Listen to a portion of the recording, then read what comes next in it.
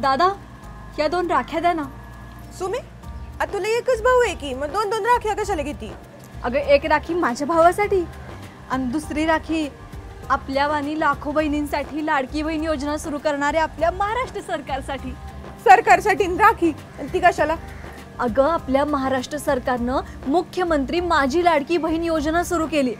त्यामध्ये वय वर्ष 21 ते 65 मधील महिलांना आर्थिक समृद्ध करण्यासाठी त्यांच्या खात्यात दरमहा 1500 रुपये जमा होत आहेत. खरंच? हा अगं मी बी अर्ज केलाय, मला पण पैसे मिळाले.